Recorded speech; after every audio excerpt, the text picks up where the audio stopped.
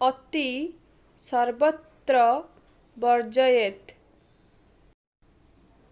एहार अर्थ मात्राधिक बा सीमातीत बा अत्यधिक आशा ठारू बा कार्य ठारू दूरेई रहिबा उचित, नहले फल ओलटा होइथाए।